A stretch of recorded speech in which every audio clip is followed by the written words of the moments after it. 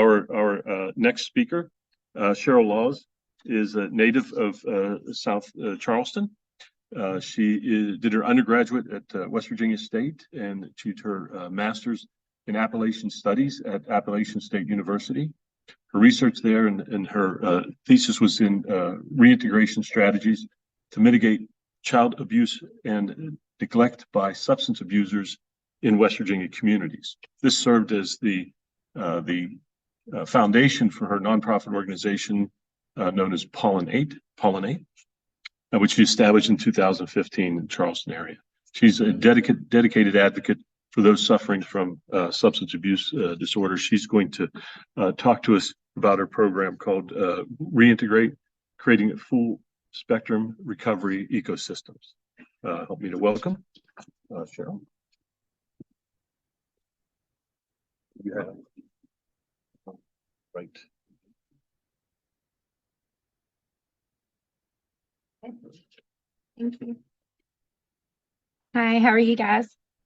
As you said, my name is Cheryl Laws, and this is the beginning. What I wanted to do is just take you through the steps that I came upon when I started my work to create this. The first thing that I did was I had been a hairdresser for 20 years, and I failed out of college when I was 18 for my own, not drug abuse, but I partied too much and had to come home and start living life. So I was a beautician for years, and then I got sick of doing that, and I didn't know what I wanted to do with the rest of my life. And I had a friend who had a part-time stint at Kanawha County Drug Court. And that was when drug courts were just starting, and they were trying to spread them across West Virginia. So she hired me to put in the information of everyone who had come through that program and computerized from paper. And so I sat in a back office and entered in over 130 participants' information. I was privy to their biopsychosocials, to their mugshots, to their criminal records, their drug screenings, pictures, and got to know them on a very intimate level. And so from that, I started realizing that, and up until this point, everybody was talking about drug addiction being a choice, right? It was just they wanted to get high, and that's just what they did. And then I started realizing some patterns. Almost all of the females, when it got to the biopsychosocial, they were sexually assaulted by a significant male in their life. And then almost all of the males were either abandoned by a father, physically abused by a mom's boyfriend or stepdad. And then there was a small pocket of middle class college athletes with sports injuries. And right at that moment, to me, a sociologist was born in me. And I was like, this is not a choice. This is a coping mechanism. So I immediately started asking questions. What do I go back to school for? I'd always wanted to go back to school, but I didn't want to just go. I needed to find what my avenue was going to be and what I wanted to help make better. So I went back to West Virginia State University as a 42-year-old, what do they like to call them? Oh, it's something they call, yes, non-traditional student. Thank you. That's what they call old people when you go back to school. So I wanted to understand why people behave the way they behave, right? So I got a Regents Bachelor of Arts degree and a minor in sociology. I took every sociology class, psychology class that I absolutely could to try to understand why people behave the way they do. And from that, what I learned was when human beings are born, they come into the world asking two questions. And that first question is, who am I? And the second one is, it's basically, where am I? But is my world safe? And these are the questions that they look for their immediate family to answer for them the first 0 to 7 years of their life. Good or bad, how those questions are answered is how they will begin to behave and believe about themselves and their self-efficacy to show up in the world. And it influences the rest of their lives. So from that, I graduated, it says there, sorry, it's blank. So from that, I came across ACEs for the first time after that when I started researching. And that's a study that Kaiser Permanente put together in Southern California. It was in the I believe it started in the 1990s. Yeah, 1995 to 97. And they asked a series of 17,000 adults who were Caucasian and middle class with health insurance. So this wasn't people in poverty, right? So they asked them a questionnaire of 10 questions of traumatic experiences that happened to them when they're in their first 0 to 18 years. And the facts that they came up with from it were more than half had had an experience of one ACE. Okay, and that is basically if your parents were divorced, you're a one. All right, and then a quarter of them had experienced 2 or more ACEs. And those with 4 or more were 4-fold to 12-fold more likely to be addicted to drugs or alcohol. Furthermore, the research showed that for each ACE, an adolescent would have a 2-fold to 4-fold higher likelihood of initiating illicit drugs. So basically what happens is you go to junior high or middle school, and it is socially acceptable to start exploring with alcohol and drugs. And some of them, when you have this childhood trauma, for the first time, they found a coping mechanism. Sorry, I didn't understand it was doing this delay.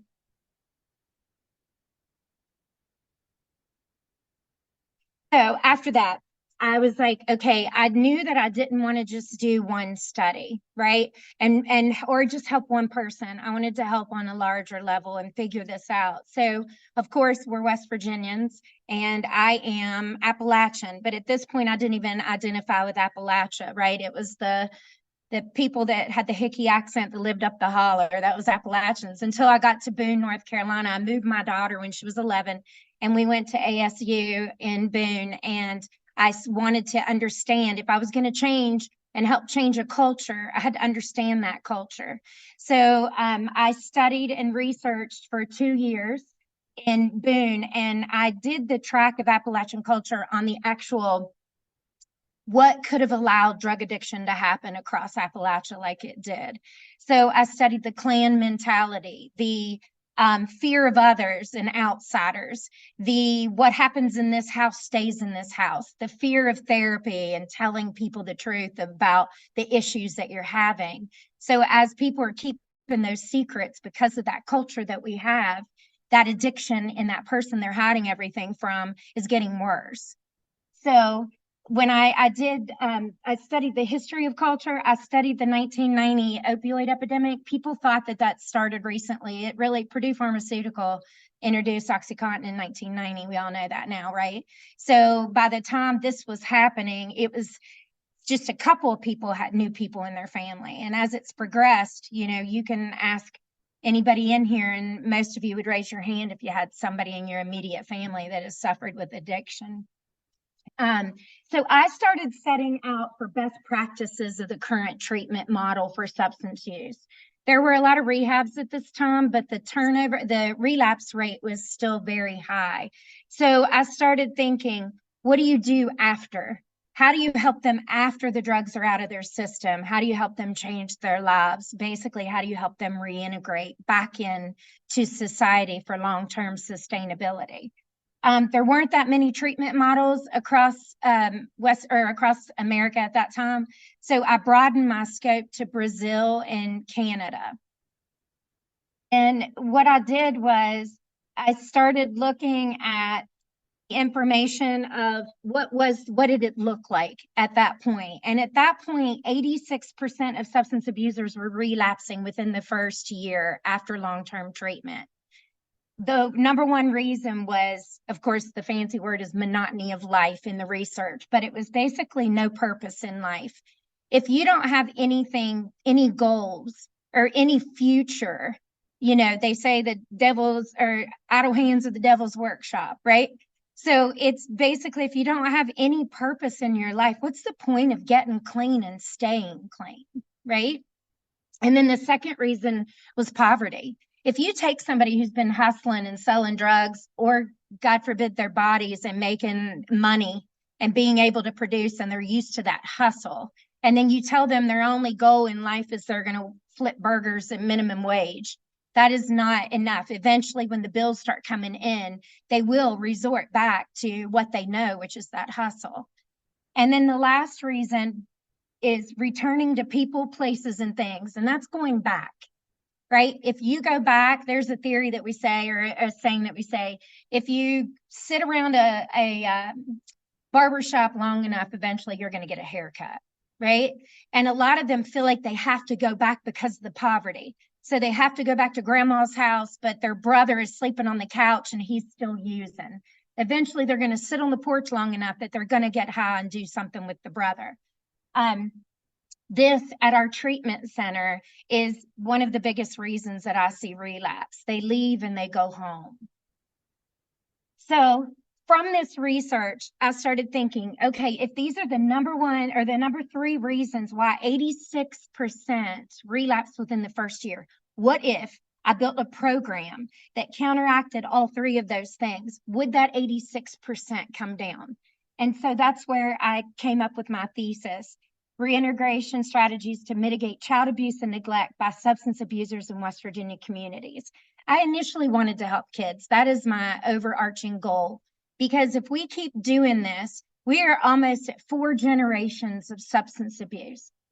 Okay, that means that a kid does not know anybody past grandparent, great grandparent, great great grandparent, right? That was not in, they weren't living in substance abuse.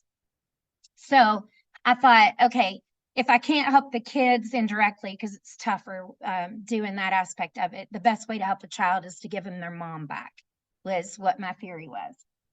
So I came back to West Virginia after I graduated in 2016. And that was my thesis, basically. My thesis was the business plan for Pollinate. So really at this point, I just had to find the way to let it unfold.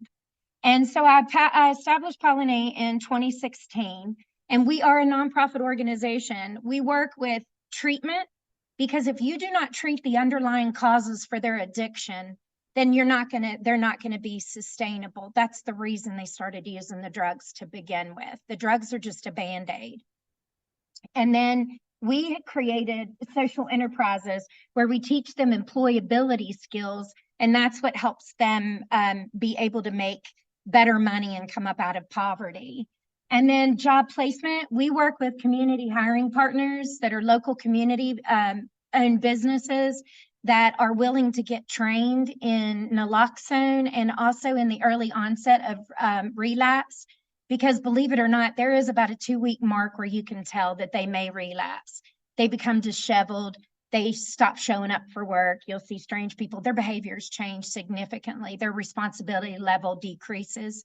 So we train community hiring partners in seeing that and give them the support that if they see those, then our treatment team swoops back in and applies more treatment to see if we can get them through the rough patch before they do relapse. And then at the end, we do safe and sober housing. I'm not used to this. I'm so sorry. I'm not good with this technology thing. Okay, so ReintegR8 is broken down into 3 chapters. So the first 5 weeks of the chapter, we call it stabilization. They are physically unhealthy. They are emotionally a wreck. They haven't felt for years, so their emotions are just a roller coaster. They haven't taken care of themselves medically for a really long time. I think it's very interesting. The minute that the drugs come out of their system, all the ailments that they've been avoiding on the streets when they were in active addiction become the most important thing. So they need to go to the doctor all the time, right? And a lot of them have serious situations. I have a woman right now in our program that is a type 1 diabetes, and she was not taking insulin regularly. It's amazing she's still alive. So it takes us about 5 weeks. And behaviorally, right? They're not used to following rules. They have no responsibility. They do not like authority, and they cannot take accountability for their behaviors at that point. So it's a lot like parenting in that first 5 weeks.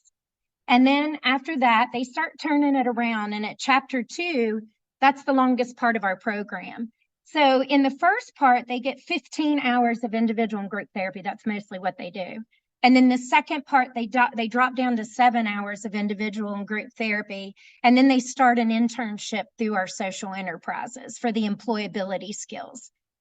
And I'll talk about the social enterprises later. And then they participate in the basic life skills curriculum. We teach them adult roles and responsibility, finance, health, wellness, and nutrition, effective communication, and ACEs reduction, which is basically parenting on how to break the cycle and not do to your children what happened to you. And then once they do that, they advance to chapter 3, and it's the last 6 weeks of the program. They transition into an apartment inside of our building, and they do full-time employment with their community hiring partner. They also participate in finance too at this point, where they have a live budget because they are now making money. This is the ribbon cutting ceremony of our treatment center. It is a 10,000 square foot building. You may have remembered it if anybody knows Rock Lake Pool back in the day, if anybody's from Charleston.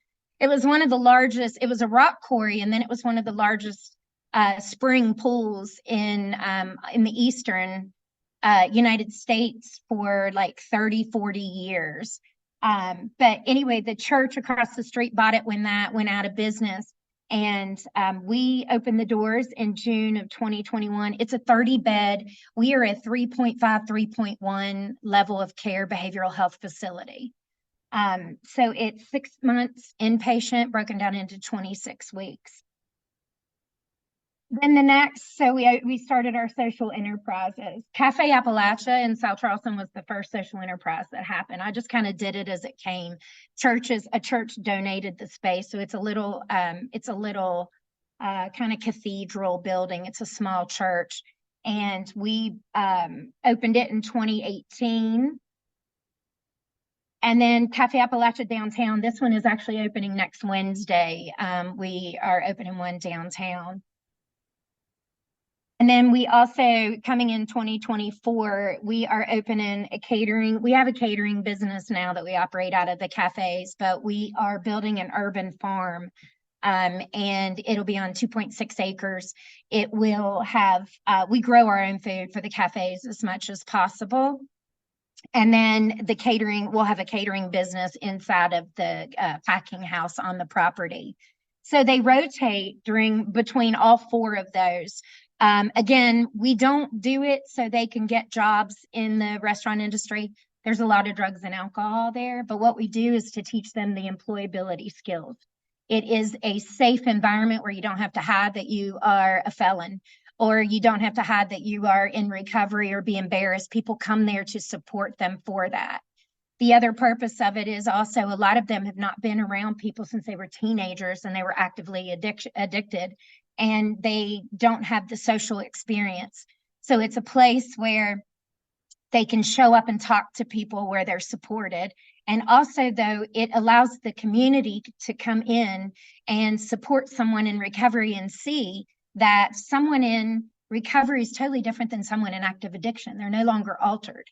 They're bright-eyed and intelligent and funny women that is somebody's mother, sister, daughter, friend. And so it kind of twofold heals the community as well while it does that.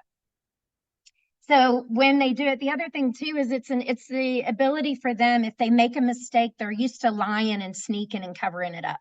So they bake cookies. If they burn them, it's take accountability. You burnt cookies, right? Here's how you do it. Let's move on, do it again. And it builds their self-efficacy that they can take accountability, and the world's not going to end, and they're not going to go to prison for burning cookies. So then at the end of that, what happens is if they need more and they graduate the inpatient, if they need more, we have a program called Relocate. And at the end of it, whether they want to go into sober living in Florida because they have a stable parent there that would be a resource, we can get them in recovery there, sober living housing. But we are going towards sober living ourselves. We just purchased it'll sleep 5 of them house right across the fence from the treatment center. So we'll be moving our first participant in there at the end of the year, and that'll be the beginning of our sober living. But again, this is what we put in place to not send them back to the same community. I kind of, in my mind, have it like witness protection, right? It's send them to another city, but someone who did drugs in another city would come to this city, and you kind of move them around. Granted, they take the problem with them, and that's their addiction. And if they want to find drugs, you can find drugs anywhere. We're aware of that, but it is way worse when you know and people know you. With that one also, they continue on an outpatient basis with their treatment team on an as-need basis. We also support them with housekeeping things, so it's a different level of support. So then the next thing in the wrapping up towards the end here is what we do is we are putting everything together that eventually you could scale this model, and our goal is to spread it across Appalachia. Starting with West Virginia first, because it can do, you can scale it to teenagers, you could scale it to men, you could scale the program to couples, you could do it with mothers and children. The social enterprise piece, you know, the idea is to go into a community, just like I did. When I lived in Boone, North Carolina, there was the cutest little cafe that I ate at, and they grew their own food. And they had people with mental disparities that volunteered there. So you could volunteer for a meal. I was a single mom in grad school, so I ate there almost every day. But I started noticing when I'd leave there, because I would be volunteering with someone that has schizophrenia and had earmuffs on their ears so they couldn't steal their thoughts, but she could still wash dishes and talk to people and scoop food. There was a value to them, right? Or adults with severe autism would be the ones that would greet you at the door, and you would acknowledge them, where in most places, most of us would avoid that because it's uncomfortable. So when I went back to Charleston, I was like, you know what? If I have to move home and away from Boone, I want to make it more Boone-like, inclusive place. So I was like, I'm going to create a cafe here that is a healthy place, because the other thing that I noticed is when I would go back home after I would eat, not only did my soul feel fed, but I could continue writing my thesis without being lethargic because I ate a heavy carb, you know, burger, fries meal. So I loved the feeling of that, and I wanted other people to feel that. But it was more just if you went into a town that needed something. So you would do a survey as the model and find out the things that would bring a community together and the spaces that would do that. And that would be where you would create the social enterprises and whatever that need is in that community. So it is very scalable. We are building a kit called Replicate, and it will have absolutely everything in it. This process, we built like I said, a 3.5, 3.1 level of care behavioral health facility, and did not know what we were doing. It took us 2 years. COVID hit. We got a grant for $400 and some thousand from Orion Brown funding, thinking that would do it. It took us $760 some thousand. We nickeled and dimed 16 different grants to put together to do it, because we didn't know what we were doing, right? It was an idea that we just kept walking towards every day. With this epidemic, we don't want people to have to do what we did and waste 4 or 5 years figuring it out the hard way. I already did it, right? So we are putting it together in a kit that is basically like, here, take this back to your community, implement it, and find your community partners, and you can do the exact same thing.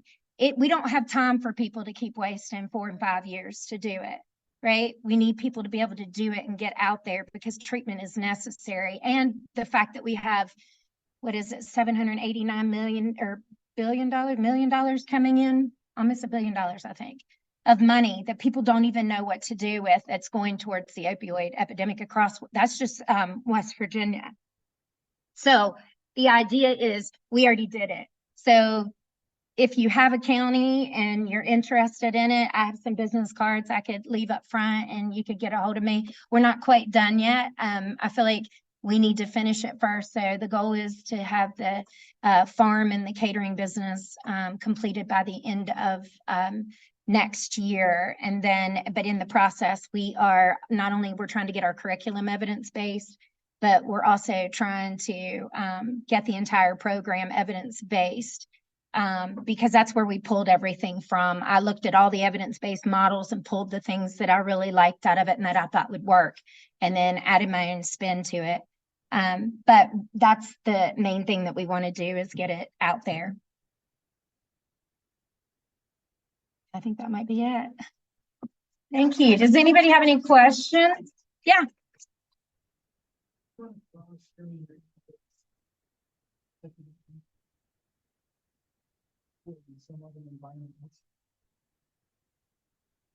There were things.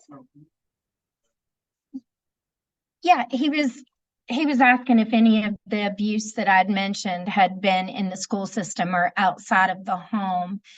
It was not necessarily in the home, but it was always someone that they knew. But no mention of teachers or anything at school. No. But most of it, yes, it was someone significant, you know, friend of the family, mom's boyfriend. It was, you know, unfortunately. A lot of the things I will add to is what we see a lot of that is really, I think, going to be the next epidemic is mental health. So many of them, you know, when I'm not a doctor, but I've, you know, talked about this a lot, and people have said that around teenage years, when the hormones come into the body and like are flaring up, that's when mental illness, you know, kind of starts and shows up. But you look at it as a rebellious teenager, right? Because they're supposed to be rebelling, so those behaviors go unnoticed. And then around that time, they're looking for a coping mechanism for the anxiety or the depression, and someone hands them a marijuana joint, and then all of a sudden, wow, I found my coping mechanism, right? Or the first time they get drunk. So a lot of times what will happen is, and they don't even know this when we're in our program and we're having conversations, because we use a lot of psychoeducation. We use cognitive behavioral therapy, and the cognitive part of it is getting them to understand, right? So understand what happened to you, understand your addiction, and understand you're the only one responsible for you moving forward, right? And we apply that therapy focusing on their behaviors, because their behaviors are the results of their lives, and that's what needs to change. But so many of them, especially with methamphetamine, when it takes such a long time to come out of their system, that it can present as schizophrenia. They'll have you know, delusions, hear things, and so it takes us about 4 or 5 weeks for us to realize, is it the meth psychosis leaving the brain, or is it true schizophrenia? And there's a lot of cases pop up that, and there's no support for that in West Virginia. That is most definitely something that we need to do better. Is there's no 3.3 level of care where you have more mental disparity than you do the substance abuse, because the substance abuse in that situation is literally just them self-medicating from it. So when you take all the drugs out of their system, it's there. But that new, and you know, a lot of you I'm sure are doctors, but the new DNA mouse swab is unbelievable. It is really a game changer for us in the treatment world, because a lot of them are they're over prescribed. They are too high dose. It's the wrong ones. They have side effects. And the new swab will tell them, I don't know if you guys are familiar with it, but it tells you it has a category for anxiety, for depression, for bipolar, and then for schizophrenia. And it's got green, yellow, and red, and it'll bring all the medication on the market right now. That green is something you want to take because your body, your DNA works with it. Yellow is caution, of course. You're going to have some sort of side effects, and it lists the side effects. And then the red is you're not going to work well with this drug. So we're really seeing some good changes with that. It's helping us get them medicated properly early on. Anybody else have any questions? Sure. Right now I have 15. We can't seem to, it's addiction. Everybody's like, what's your success rate? And I'm like, it's addiction. They will be doing great. And then I just had 2 yesterday leave. They get to a point, our program, this is why I know it works, is because they have to work on themselves in that therapy, being challenged, held accountable. Usually within the first 5 weeks is when they leave, because they cannot stand the authority. They're used to doing whatever they want to do, and they want to do it. They don't want to be treated like children, or, they have all the things that they say. And then you have the ones that'll get almost a little over halfway through, and they get themselves thinking that they're ready for sober living. And so they leave. We've had probably about 75 come through not all the way through, but come through the doors. I am about to have our 4th successful graduate next week, actually. And then I've got quite a few that are in chapter 2 that are doing really well. But you can't count them out in the first 5 weeks. The ones who are nodding off the whole time and not paying attention, you think they're not going to make it, and they'll be the one to make it. And then the ones paying attention and working the program, they think they've got it. 30, 60 days to them is a big deal, that they've been, because it's the longest they've ever been, but they don't realize that that's so minute in the big scheme of things for the rest of your life of staying sober. So they think they've got it, and they leave. You can't keep them against their will. So the minute that they say they want to go, we try to find them somewhere else to go if they don't want to be in the program. We promised our community when we went in that we would not let them just walk out the doors.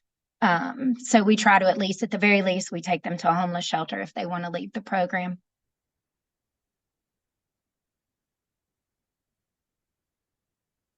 Yeah.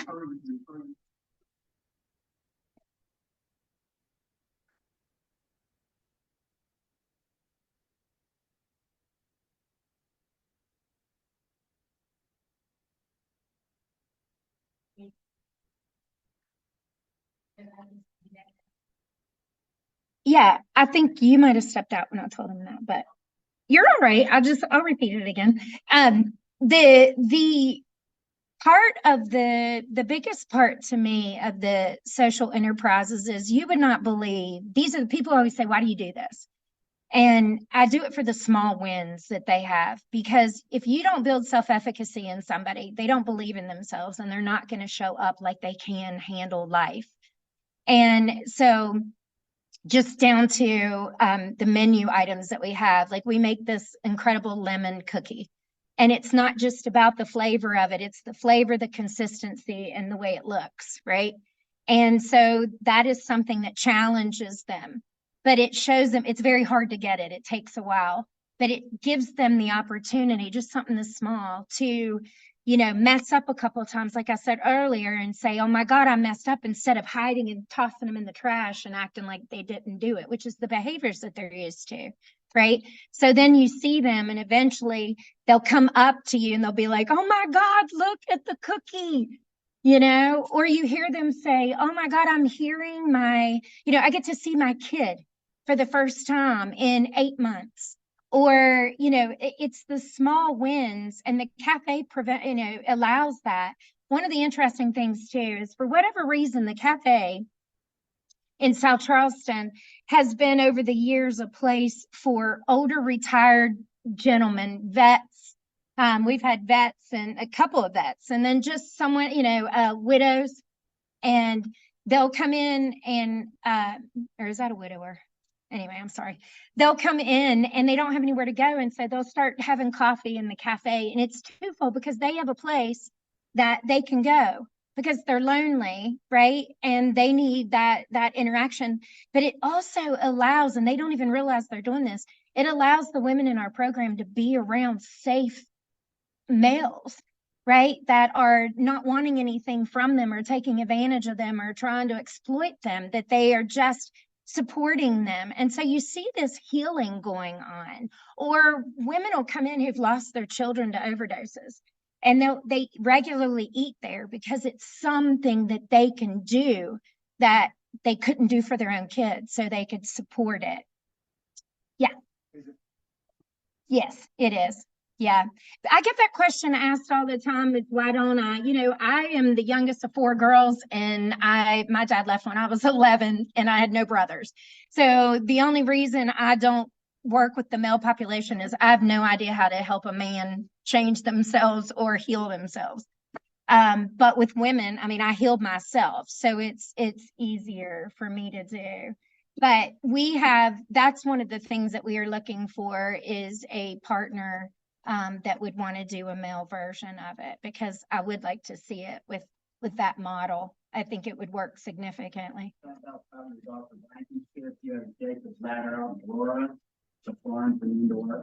No, I mean, I've heard of it. Is that the one they did the documentary about? Yeah, no, but I've never met with him. No, you know, it's hard when you have your own program. That's really how the treatment center came in. When we first started and I came back, I was going to just build businesses to train them and do the reintegration piece. But when you have a treatment program, you do it the way that you do it, and there has to be so much of the treatment part of it in it that there was no time for them to come and volunteer at the cafe to learn the things that we wanted to teach them to be able to get them a job.